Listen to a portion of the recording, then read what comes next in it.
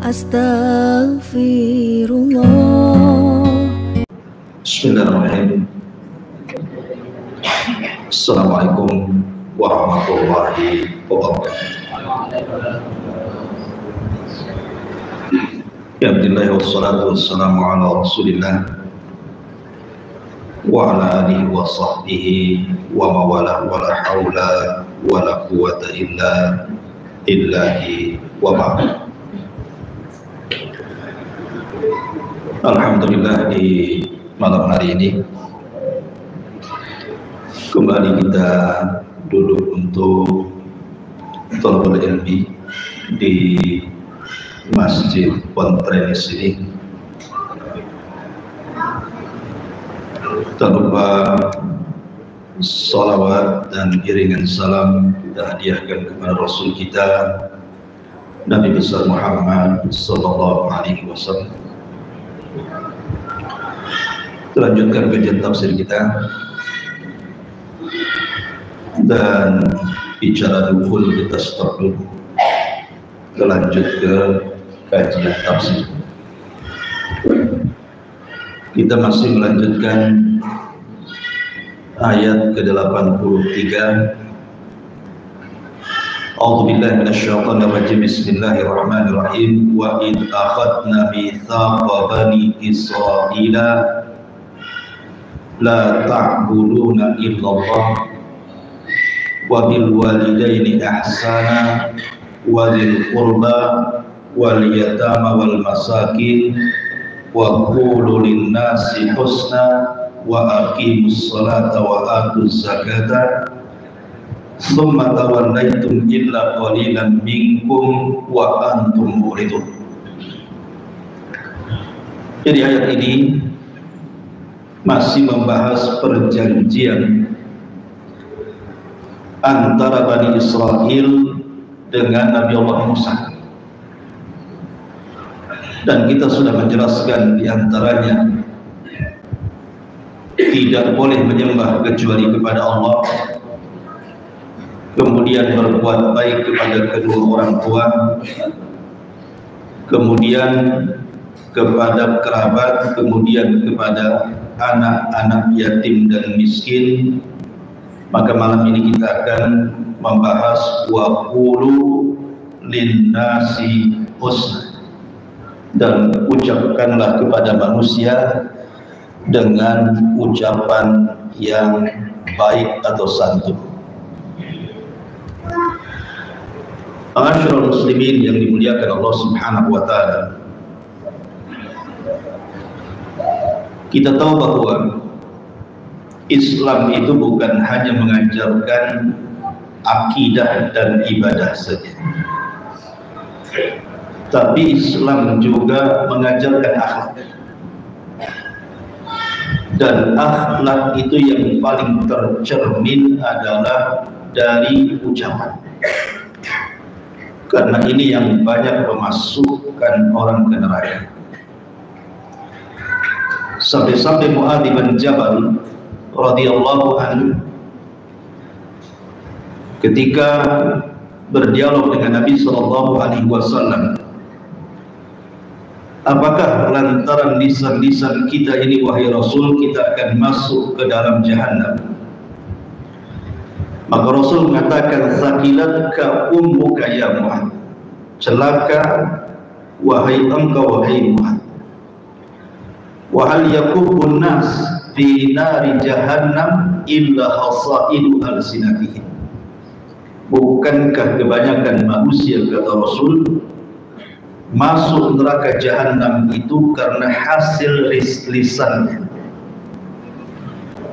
Karena dari seluruh anggota badan kita yang banyak melakukan dosa itu lisan. Makanya Nabi SAW selalu menasihati soal menjaga lisan dan afatul lisan, bahaya lisan. Ma'asyiral muslimin yang dimuliakan Allah Azza wa Jalla, terkadang ucapan manusia karena lidah ini tak bertulang, terkadang tidak terkontrol sehingga menyakiti manusia. adalah orang yang disakiti itu terkadang dia sakit, terkadang dia mati pelan-pelan, terkadang dia merasa malu, terasa direndahkan dan dihinakan, terkadang juga melahirkan dendam dan ingin membalas, terkadang juga dia menyendiri dan tidak mau membuka pintu karena ucapan orang. Jadi dampak ucapan orang itu bukan dampak biasa, bisa sampai membunuh dan bunuh diri karena rasa malu yang ditanggung. Makanya sering saya nasihati ikhwan-ikhwan semuanya dan akhwat, terutama akhwat. Kenapa saya nasihati terutama akhwat? Karena Nabi SAW kalau mencontohkan soal bahaya lisan itu kebanyakan perempuan. Contoh, ketika Nabi SAW ditanya dalam sebuah hadis ini diriwayatkan Imam Bukhari di dalam Adabil Mufrad. Seorang sahabat datang kepada Rasul, "Ya Rasulullah, inna fulanatan taqumul laila wa tasumun nahar wa tasaddaqat bi fuduli amwaliha wa taf'al wa taf'al." Rasul, ada seorang ibu, seorang akhwat yang kalau malam tidak pernah meninggalkan qiyamul lail, yang kalau siang tidak pernah meninggalkan puasa sunnah. Tidak ada tempat yang harus disedekahkan kecuali dia bersedekah di situ, dan dia banyak melakukan kebaikan ini dan itu. Tapi kekurangannya satu, Rasul, walakin tu'dhi jiranaha bilisaniha. Tapi wanita ini suka menyakiti tetangganya dengan lisannya. Lisannya setajam silet katar. Jadi orang kalau ngomong itu nyelekit bahasa kita. Apa kata Nabi SAW? La khaira fiha, hiya min ahlin nar, hiya min ahlin nar. Wanita itu tidak ada kebaikannya, bahkan wanita itu layaknya masuk kepada penduduk neraka. Kemudian sahabat ini bertanya lagi, "Ya Rasulullah, inna fulanatan la tusalli illa al-maktubah wa la tasumu illa Ramadan wa la tatasaddaqat bi fuduli amwaliha wa la taf'al wa la taf'al." Rasul, wanita yang satu ini dia jarang sholat malam, jarang sholat sunnah, tapi menjaga yang wajib. Jarang puasa sunnah, tapi dia jaga Ramadan. Dia tidak pernah bersedekah. Dia tidak seperti yang pertama banyak melakukan kebaikan ini dan itu. Walakin la tu'dhi jiranaha bilisannya, tapi dia betul-betul jaga lisannya. Maka Nabi SAW mengatakan, hiya min ahlil jannah. Wanita itu pasti masuk surga. Dia Rasul kalau bersabda ini mencontohkan wanita. Yang ditanyakan sahabat ini wanita, karena biasanya yang banyak bicara itu wanita. Kalau laki-laki banyak bicara dianggap emak-emak biasanya. Mulut emak-emak katanya. Kalau laki-laki banyak ngomong. Laki-laki itu jangan ngomong, main tampar aja. Ma'asyiral muslimin yang dimuliakan Allah Azza wa Jalla. Makanya saya nasihatkan kepada antum, kasihi manusia, sayangi manusia, obati luka manusia. Orang-orang yang kita sakiti dengan lisan kita itu, mereka sudah lelah, sudah capek. Mereka sudah punya pekerjaan di rumahnya, sudah mengurus anak-anak. Mungkin suaminya bekerja dari pagi sampai sore, memeras keringat, banting tulang, kaki di atas, kepala di bawah, bahasanya gitu. Sudah lelah mereka dengan kehidupan mereka. Tiba-tiba antum pula kemudian lebih melelahkan mereka dengan ucapan. Mereka sudah lelah, kita buat lelah lagi. Karena ucapan manusia yang menyakitkan itu lebih melelahkan dibandingkan dia bekerja dari pagi sampai sore. Kalau seandainya orang itu lelah karena kerja, minum jamu, diurut, tidur, pagi segar.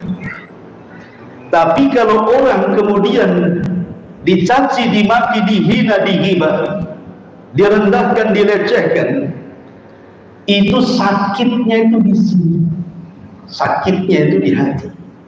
Bangun tidur itu nggak ada pil yang bisa untuk mengobati,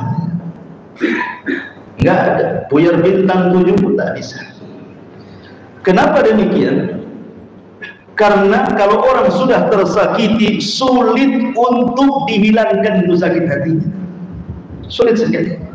Makanya meminta maaf itu berat, dan yang memaafkan jauh lebih berat lagi. Oleh karena itulah maka sayangi mereka, jangan disakiti. Dan amalan yang paling baik di dalam Islam itu adalah jabrul qulub. Antum tahu jabrul qulub? Mengobati orang yang sedang terluka. Itu seutama-utama amal. Kalau ada orang ini tersakiti, kemudian luka hatinya, tersayat, tersobek, kemudian kita datang menghibur dia, memasukkan kesenangan ke dalam hatinya, minimalnya walaupun tidak hilang 100%, ringanlah sedikitlah beban dia. Kata Nabi SAW, tahukah kalian apa seafdal-afdal amal itu? Sahabat mengatakan Allah dan Rasulnya yang tahu. Maka Rasul mengatakan, sururun tudkhiluhu ala qalbin muslim, kebahagiaan yang engkau masukkan ke hati manusia, kebahagiaan yang engkau masukkan ke hati manusia. Dan orang yang mencontohkan dan yang pertama kali melakukan jabrul qulub, mengobati luka hati manusia karena sayatan ucapan orang, adalah Nabi SAW. Nabi itu orangnya suka senyum. Nabi itu bermuka masam cuma 1 kali seumur hidup itu, ketika dia berdakwah menghadap para pembesar Quraisy. Datang Abdullah ibnu Ummi Maktum. Rasul tidak suka dengan kehadirannya, makanya kemudian Allah tegur, abasa wa tawalla, dia berpaling dan bermasam muka. Itulah seumur hidup Rasul cuma 1 kali masam muka. Selebihnya Rasul itu tabassum, selalu tersenyum. Tabassumuka li akhika sadaqah, senyum kamu yang kau lemparkan kepada saudaramu itu sedekah. Kalau kita terbalik, lebih banyak masam mukanya dibandingkan senyumnya. Kenapa demikian? Tak tahu, mungkin sering makan asam, tak paham juga. Ma'asyiral muslimin yang dimuliakan Allah Azza wa Jalla, ada 1 kisah yang menarik. Kisah ini diriwayatkan Imam Bukhari dari Anas ibn Malik radhiyallahu anhu. Kana rajulun min ahli al-badiyati ismuhu Zahir. Dari Anas bin Malik radhiyallahu anhu, ada seorang laki-laki dari penduduk Baduy namanya Zahir. Zahir ini seorang budak. Dia sangat mencintai Nabi SAW. Suatu ketika Nabi SAW berkunjung ke tempat Zahir ini. Kemudian yahdilin Nabi SAW al-hadiyata minal badiyah. Maka Zahir pun memberikan hadiah kepada Rasul, hadiah dari desa, dari Badu. Dan Nabi SAW tidak pernah menolak hadiah. Rasul itu hanya menolak sedekah. Kalau hadiah diterima. Kalau kita main embat saja, mau sedekah, mau hadiah, mau dompet nemu di jalan. Jadi akhirnya kemudian suatu hari Nabi SAW itu tidak pernah melupakan kebaikan orang. Lain dengan kita, selalu melupakan kebaikan orang. Sudah ditolong, pinjam hutang, dihutangi, itu kan kebaikan. Harusnya kita balas, kembalikan uang itu kan. Ini tidak. Yang garang, yang hutang dibandingkan yang dihutangi. lebih garang dia soal dia punya duit. Jadi manusia yang paling tahu kebaikan orang itu adalah Nabi. Jangan pernah melupakan kebaikan manusia siapapun, apalagi dia seorang pendakwah agama yang sudah memberikan ilmu kepada anda. Doakan mereka. Ustaz-ustaz yang pernah mengajarkan ilmu kepada antum, kalau mereka masih hidup kita katakan hafizahumullah, semoga Allah menjaga mereka. Kalau mereka sudah meninggal, rahimahumullah, semoga Allah merahmati mereka. Jangan sombong. Akhirnya kemudian Nabi SAW ingin datang ke rumah Zahir. Dicarinya Zahir tidak ada. Rupanya Zahir sedang di pasar, sedang ke pasar. Kemudian orang-orang beritahu Zahir di pasar Nabi. Rasul pun ke pasar. Maka tahu bahwa satu pasar, siapa yang tidak kenal Nabi Sallallahu Alaihi Wasallam? Rasul seorang yang dihormati, tiba-tiba melihat Zahir. Zahir ini orang yang kecil, mungkin bahasa kitanya cebol gitu, kecil. Tiba-tiba dipeluk dari belakang, orang-orang pun mentertawakan yang dilakukan Nabi Shallallahu Alaihi Wasallam, karena Zahir ini tidak tahu siapa yang memeluk di belakang. Tiba-tiba dia melirik sedikit, rupanya Nabi Shallallahu Alaihi Wasallam. Senang dia, maka Nabi Shallallahu Alaihi Wasallam kemudian memasukkan kesenangan kepada Zaid dengan bercanda. Apa kata Nabi Shallallahu Alaihi Wasallam? Man yashtari hadal abd, siapa yang mau membeli budak ini? Bercanda Rasul mengatakan seperti itu. Kata Zahir, ya Rasulullah, idzan wallahi tajidu dikasih. Dan Rasul, siapalah yang mau membeli aku? Aku ini orang yang jelek, tidak ada orang yang mau membeliku. Maka Nabi SAW mengatakan, bal anta indallahi ghalib. Tidak wahai Zahir, mungkin di mata manusia kau diremehkan, tapi engkau memiliki kedudukan di hadapan Allah. Begitu Rasul memasukkan apa? Jabrul qulub, ya. Makanya jangan sakiti orang. Biasakan kita ini menghibur orang. Walaupun kita sedih, dapat hibur orang, supaya dengan menghibur orang kesedihan kita pun berkurang. Ma'asyiral muslimin yang dimuliakan Allah Subhanahu wa taala. Atau kita lihat bagaimana Nabi Shallallahu Alaihi Wasallam datang ke rumah Ummu Salamah.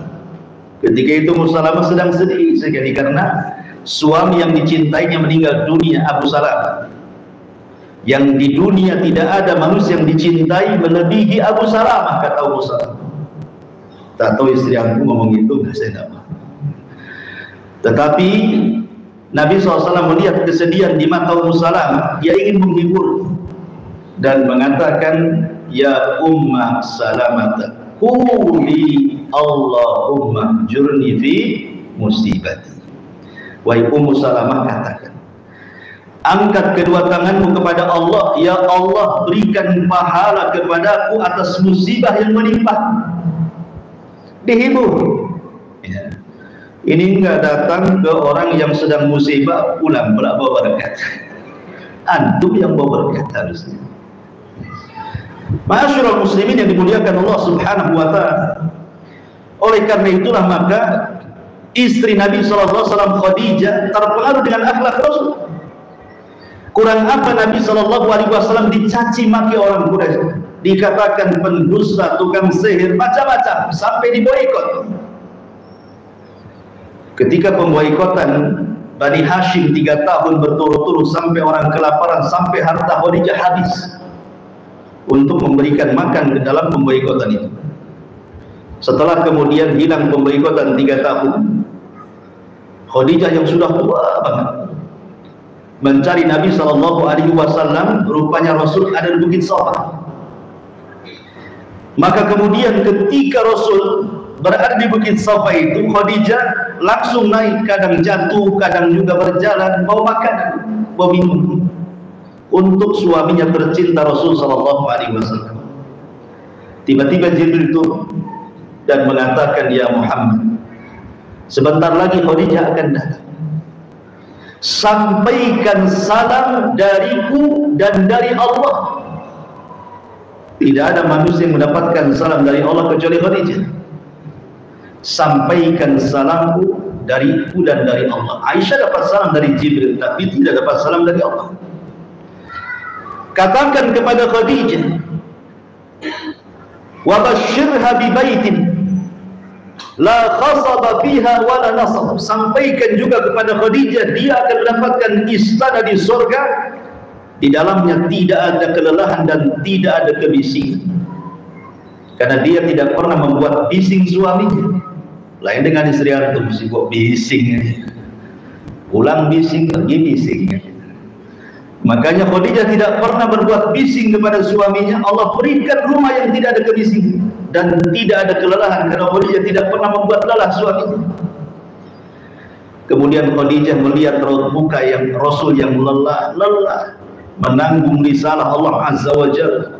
Sanulki alika qaulan tsaqila, yang menyampaikan risalah yang sakil, yang sangat berat.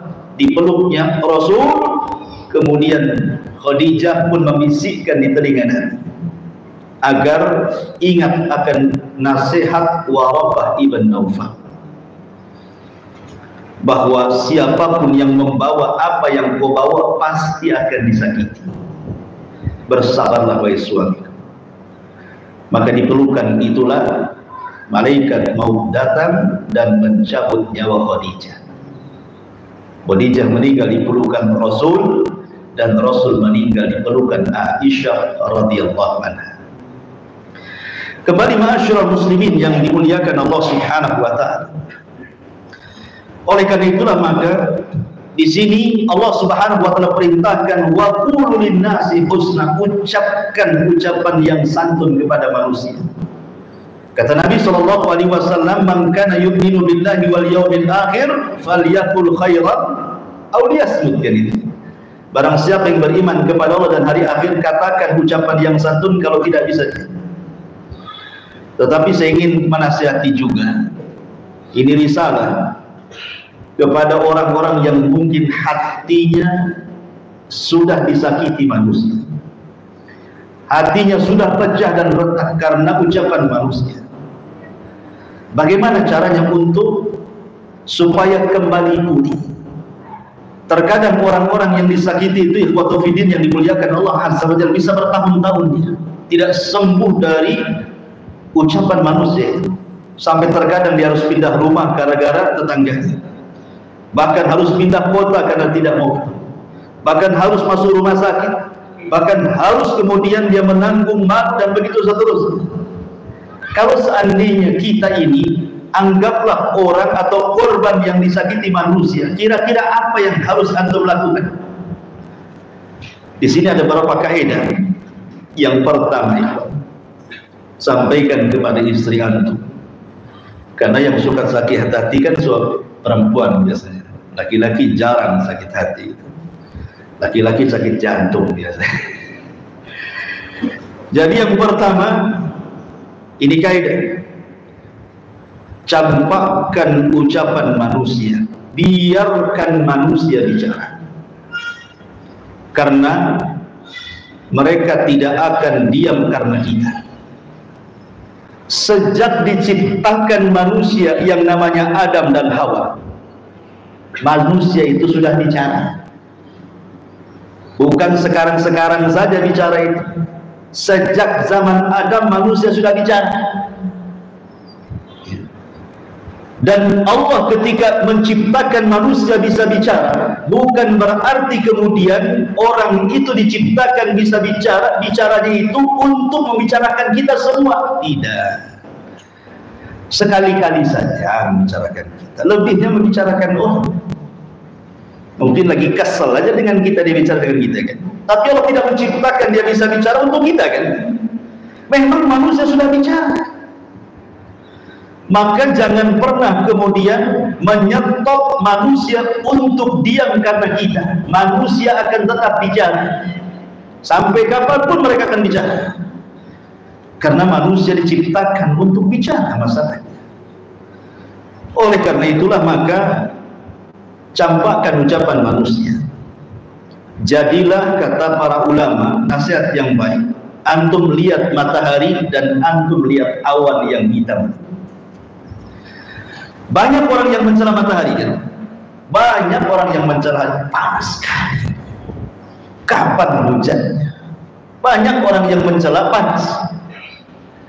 Tapi apakah gara-gara matahari dicela karena panasnya tiba-tiba matahari kemudian besoknya tidak terbit? Tetap terbit dia. Ada matahari, kalau bahasa Sundanya kundung gitu. Kalau bahasa apa bahasa sini? Hah? Kundung itu apa itu? Bahasa Sunda. Kalau bahasa kitanya apa ya? Kecewa gitu. Gara-gara ucapan orang nggak mau terbit lagi dia. Kalau bahasa kita nggak mau berkawan lagi gitu. Jadi atau kita melihat awan hitam. Ada orang yang mencela hujan kan? Asik hujan saja, nggak bisa caci maki hujan. Ada kok sebagian orang awam itu yang hujan pun dimaki dia. Tapi apakah gara-gara kemudian hujan akhirnya dimaki, kemudian besoknya tidak hujan dan seterusnya tidak hujan? Tidak juga, tetap aja dia hujan. Maka jadilah matahari dan awan. Kalaupun antum dicaci maki, biarkan saja. Sampai kapanlah orang itu mencaci maki kita? Manusia itu akan bicara, biarkan dia bicara. Sesuka dia, biarkan dia bicara. Ada satu kisah, memang kisah ini disebutkan di dalam riwayat, diperselisihkan oleh para ulama. Kisah ini lebih dekat ke lemah dibandingkan ke sahih. Ketika Allah Subhanahu wa taala mengatakan, ya ayyuhalladzina amanu la takunu kalladzina adaw Musa fabarra'ahu Allahu mimma qalu wa kana indallahi wajiha. Wahai orang-orang yang beriman, janganlah seperti orang-orang yang menyakiti Nabi Musa dengan lisannya. Maka Allah Subhanahu wa taala melepaskan ucapan-ucapan itu, menyelamatkan Nabi Musa, dan Allah berikan kedudukan yang tinggi Musa di hadapannya. Ikhwan, Nabi Musa itu nabi yang paling masyhur dari nabi-nabi Bani Israel. Tidak lepas dari cacian Bani Israel. Dia nabi yang paling banyak dimaki sama Bani Israel. Sampai Allah mengatakan, jangan seperti orang yang suka menyakiti Musa dengan ucapannya. Makanya Rasul sampai mengatakan, rahimallahu aku Musa udhiya katsiran wa sabar. Semoga Allah merahmati Nabi Musa, banyak ujiannya dari Bani Israel dan dia pun sabar. Jadi suatu ketika Musa ini, kemudian dia kan kalimur rahman, nabi yang suka berbicara dengan Allah Azza wa Jalla. Itulah kunyah yang disematkan kepada dia. Jadi dia mengatakan kepada Allah Subhanahu wa taala, ya Rabb, ya Rabb, innan nas yaquluna fiyya ma laysa fiyya. Ya Rabb, manusia ngomong macam-macam tentang diriku padahal aku tidak pernah memiliki apa yang mereka katakan. Tolong lepaskan dari keburukan mereka. Apa jawaban Allah Subhanahu wa taala? Ya Musa, lam aj'al dzalika li nafsi fa kaifa aj'aluhu laka. Ya Musa, jangan lagi dirimu, aku pun tidak selamat dari celaan makhluk. Allah saja dicela, apalagi Nabi Musa, apalagi kita. Allah dikatakan salisu salasa, satu di antara tiga Tuhan. Allah Subhanahu wa taala dikatakan bakhil oleh orang-orang Yahudi. Mereka mengatakan, innallaha fakir wa nahnul aghniya. Allah itu fakir, kami yang kaya, kata orang Yahudi. Aku saja loh tidak lepas dari celaan makhluk, apalagi kamu, katanya, apalagi antum. Paham ya? Maryam, ibu-ibu dengarkannya, di atas ke di bawah, samping kiri ke samping kanan, di mana-mana lah pokoknya ibu-ibu. Maryam itu wanita suci, tidak pernah keluar dari mihrab. Kerjanya hanya ruku, sujud, zikir, ibadah. Itulah Maryam. Tetapi wanita sesuci Maryam tidak lepas daripada tuduhan. dituduhnya dia berzina, dan Isa anaknya dikatakan anak zina. Sampai sekarang orang-orang Yahudi menganggap Maryam itu berzina. Ummul Mukminin Aisyah radhiyallahu anha juga sama mendapatkan tuduhan kan? Dari siapa? Dari orang-orang munafik, bahwa Aisyah berzina dengan Safwan ibn Mu'attil, sampai tersebar tuduhan zinahnya Aisyah dengan Safwan padahal tidak benar di seantero kota Madinah. Kalau saat itu ada WhatsApp, kalau saat itu ada Instagram, kalau saat itu ada YouTube, mungkin akan dibuat media oleh orang-orang munafik untuk disebarkan berita hoax. Kalau sekelas Aisyah radhiyallahu anha, Maryam tidak lepas dari celaan, apalagi emak-emak di atas, ya, lebih lagi dicela. Jadi campakkan ucapan manusia, jadikan ucapan manusia seperti gubah. Tahu gubah? Seperti debu, biarkan mereka bicara. Mereka itu tidak akan berhenti bicara. Mereka terus bicara. Karena mereka terus bicara, ngapain kita ladeni? Biarkan saja. Ma'asyiral muslimin yang dimuliakan Allah Azza wa Jalla. Yang kedua, ini penting. Berjalanlah antum dengan takdir Allah. Berjalanlah dengan takdir Allah. Sehebat apapun manusia mencaci maki antum, tidak akan mengurangi rezeki antum. Enggak akan. Sehebat apapun manusia merendahkan, menghina dengan kata-katanya, tidak mungkin memendekkan umur antum. Contohnya, Nabi SAW dicela oleh pamannya Abu Lahab. Tabbat laka sa'iral yawm, alihada jama'tana. Celaka wahai Muhammad, satu hari ini, untuk ini kau kumpulkan kami semua. Kemudian dimakinya Nabi SAW. Itu dari Abu Lahab. Belum dari Abu Jahal. Mengumpulkan orang, kira-kira yang layak tuduhan kepada Muhammad itu apa? Muncullah kalimat sahir, muncullah kalimat kahin, muncullah kalimat syair, muncullah kalimat majnun, dan begitu seterusnya. Tiba-tiba terjadi perang Badar. Siapa yang wafat duluan? Abu Jahal mati duluan. Yang mencela Nabi, dia yang wafat duluan. Abu Lahab mati duluan. Musuh-musuh Nabi yang mengatakan kau gila, kau tukang sihir, kau ini, mati semua di perang Badar. Rasul masih hidup.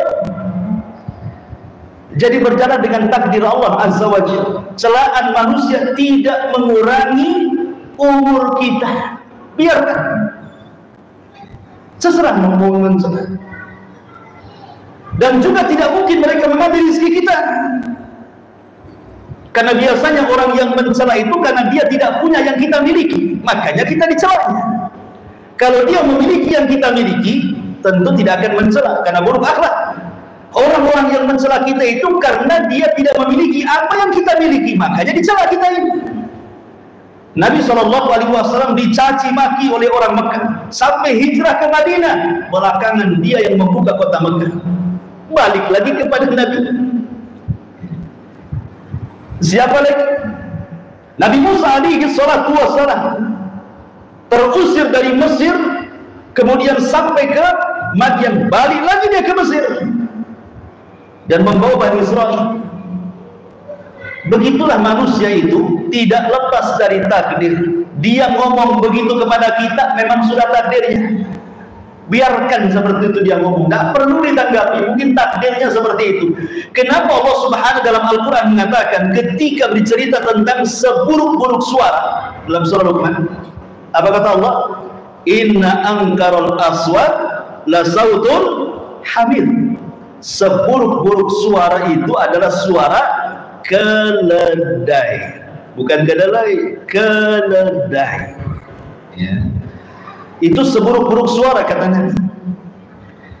Allah yang menciptakan keledai, Allah yang membuat bicara keledai, Allah yang mengatakan seburuk-buruk suara keledai. Apa maksudnya? Allah yang menciptakan keledai, Allah yang menciptakan suara keledai, Allah pula yang mengatakan seburuk-buruk keledai.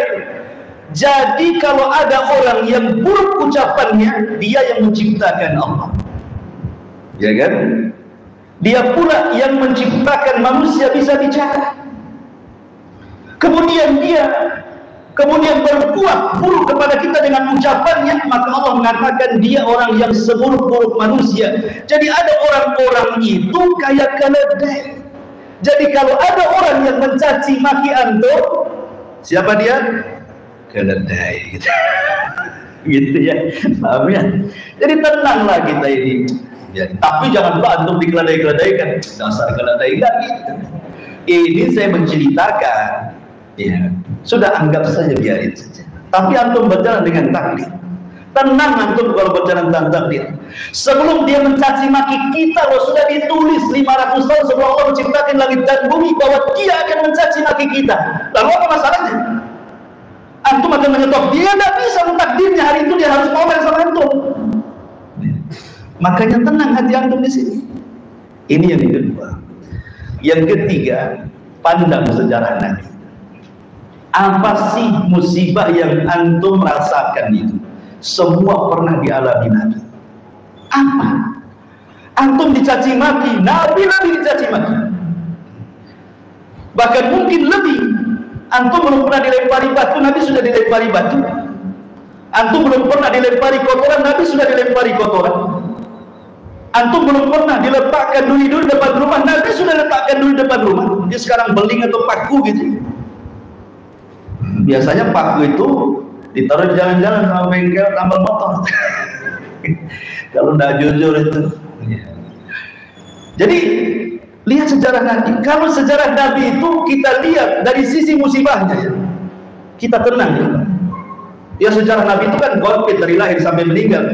Tapi kita lihat musibah yang diderita Nabi. Kalau kita katakan anak kita meninggal, Nabi loh anak-anak yang meninggal dunia semua. Ada yang bayi, ada yang besar. Kalau kita merasa kita ini fakir miskin, Nabi pun pernah fakir miskin mengembala kambing fil qararit, di tempat-tempat orang kaya, orang Arab yang sedikit upahnya. Kalau kita pernah sakit, Nabi juga sakit. Apa masalahnya? Makanya kalau seandainya kita dicela, Nabi saja dicela, tenang kita. Ini poin yang ketiga. Poin yang keempat, jangan mengharap semua manusia ridha kepada antum. Karena ada istilah apa namanya, ridhon nas ghayatul la tudra, bahwa mencapai keridhaan manusia itu sesuatu yang mustahil didapat. Berbuat baik saja dicaci, apalagi berbuat jahat. Ustadz saja dicaci, dimaki. Ustadz jelas-jelas ustadz gitu ya. Tergelincir dia sedikit, habislah dia. Tergelincir sedikit sudah habis. Apalagi antum. Ya.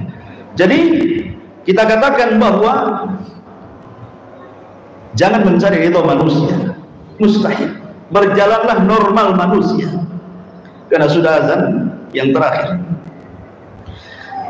Letakkan ucapan manusia di bawah kaki antum ya Pak. Letakkan ucapan manusia di bawah kaki antum, supaya hati antum itu tidak bergerak. Hatinya orang-orang yang berakal, hatinya orang-orang mulia itu la tataghayyar, tidak mungkin berubah. Mau dicela orang tetap seperti itu, mau dipuji orang tetap seperti itu. Jadikan pujian dan juga celaan itu sama. Jangan kalau dipuji besar kepala, kalau dicela kecil pula kepala. Jangan seperti itu. Hati orang mulia itu tidak akan berubah. Anda memuji saya, tetap saja saya seperti ini. Anda mencela saya, tetap saja saya berdiri seperti ini.